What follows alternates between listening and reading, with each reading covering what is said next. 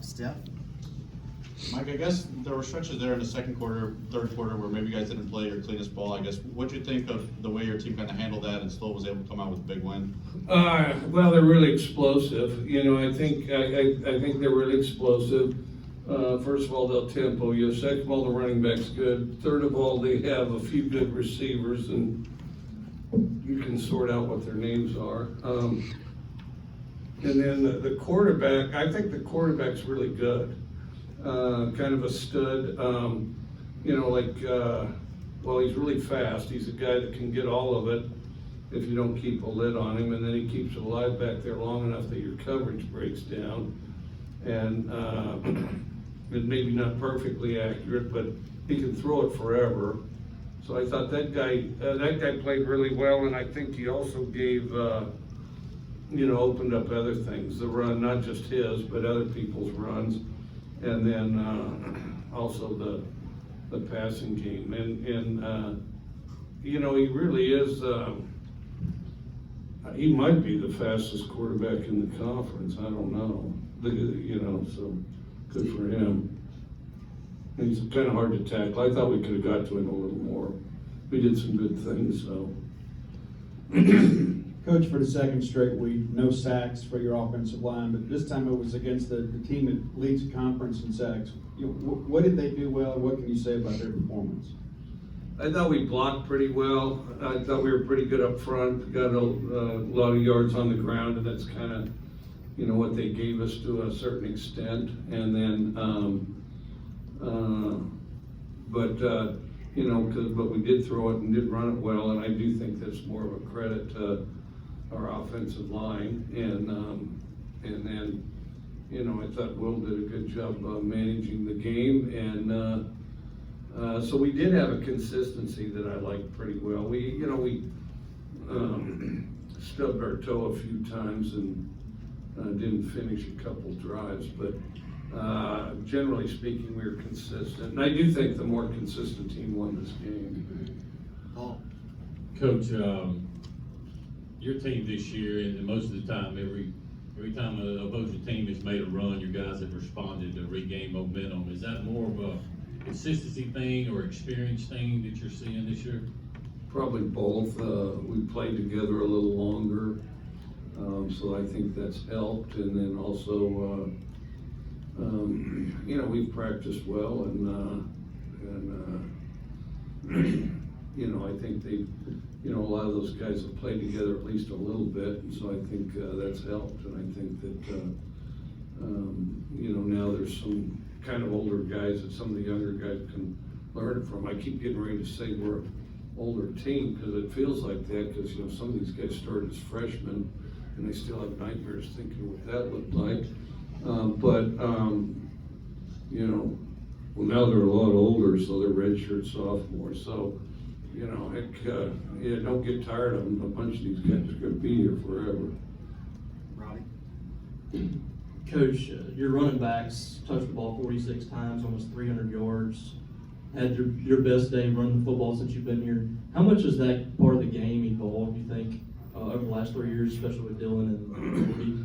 Well, I think we've got a couple. I actually think we have three really good running backs, and then and you want them to touch the ball, and you know, it kind of you could look at it this way: you had Dylan on the ground and Woody through the air, and they both had a bunch of yards. Like if you add up, and you look like a guy that's really good in math and things. I mean, because that's why everybody goes into journalism, because they love math. And to be perfectly honest, I hated math, so I actually thought about journalism for that particular reason. But you know, those backs, the backs had, I think might have had as many yards as the rest of the team combined. I don't think quite, but it's probably kind of close. Maybe they did, and Brandon will tell you he's really good at math. And so then, but you know, I mean, that's the thing. I mean, those guys are kind of the warriors back there. You want them to have the ball, and not only that, just for good measure, you're going to ask them to block also. So I thought they had a good game. I thought that our offensive line getting kind of more consistent and blocking on the second level better, I think is key. And then I think that just sort of the timing of everybody working together, where it kind of tucks in more of the corners, I guess. I don't really know how to describe it, but, we just go smoother and quicker and, less of that my bad crap. I don't know who invented my bad, but, just because you have a my bad doesn't mean you're supposed to get away with it, the way I look at it. But anyway, go ahead. Joe? Coach, here in the back, just talk about your defense today, just giving up 7 points in the second half. It seems like, again, momentum changing plays as well, and just being able to stymie the Razorbacks attack pretty much for most of the day. Well, the one thing I thought they did a good job, because we did let the Razorbacks move the ball. Let's not a good word. I mean, the Razorbacks flat out decided they were going to move the ball, and they did.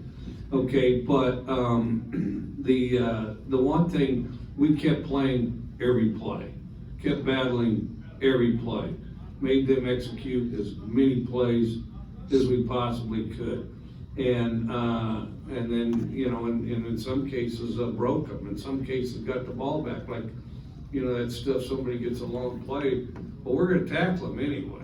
We're going to go ahead and tackle them anyway, and make them earn every bit of it. They might not get it, and they definitely didn't on one, maybe both. I can't remember, but. Yeah, when you have those 3 turnovers on downs in your own territory, 2 inside the 10-yard line, what does that do for the team and the offense and just getting the momentum back on your side? Well, just what you said, it is a turnover, and it is a turnover with, I guess, the understanding that the other guy selects the field position. But I think that, it was good. I mean, we were tough on 4th down, and it was key to be tough, and it was also key to be ahead, so that in some cases they had to go for it on 4th down when maybe they didn't want to.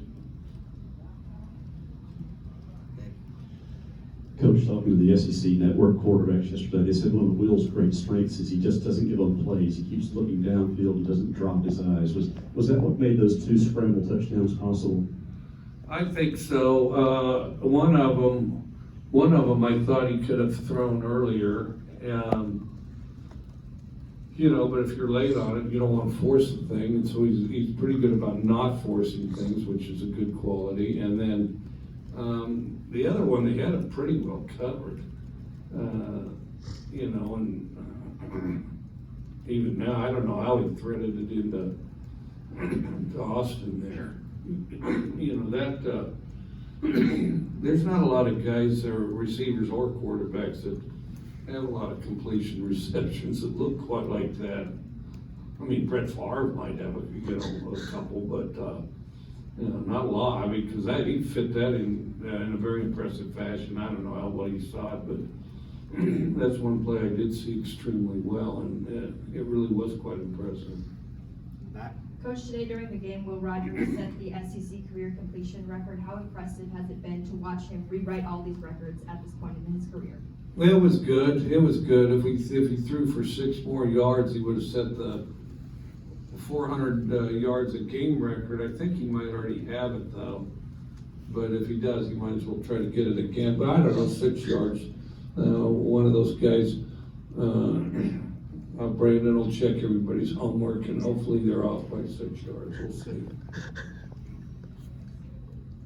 Hey Coach, Emmanuel Forts, he had an interception today, had 2 last week.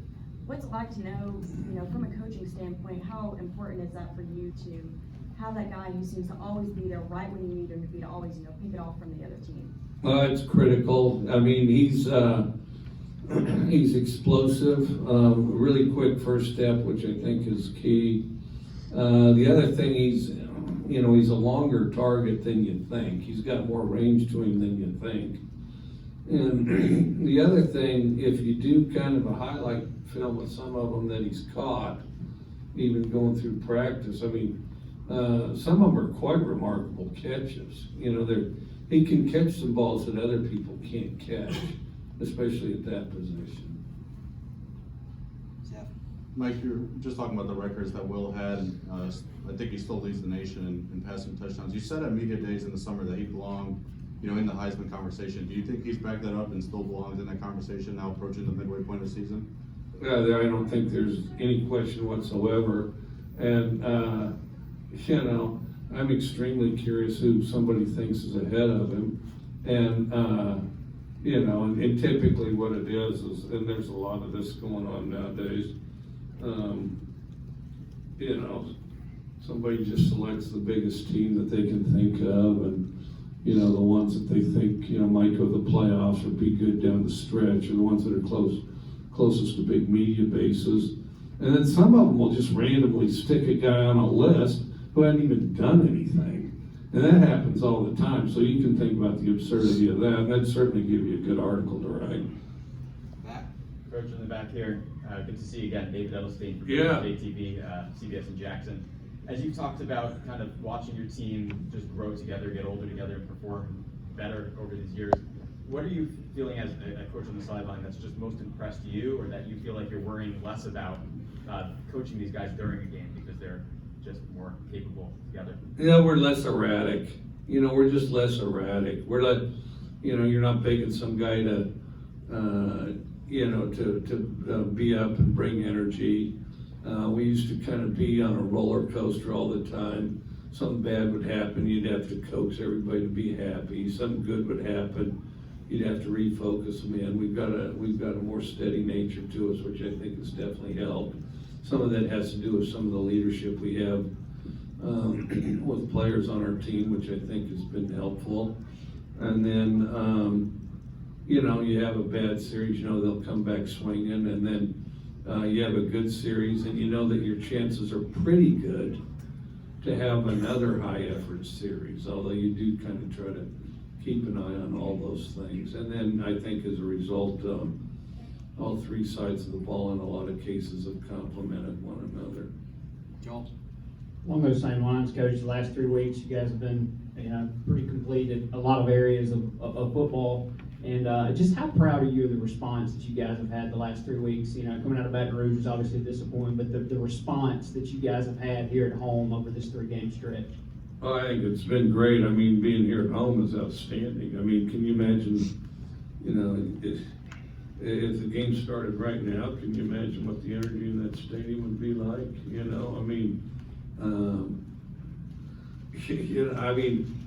11 o'clock game, that's a pretty sweet deal for the opponent as far as the energy in a stadium, But no, I think our fans have been fantastic. I think that they create a great atmosphere and a great high energy, winning, supportive atmosphere, and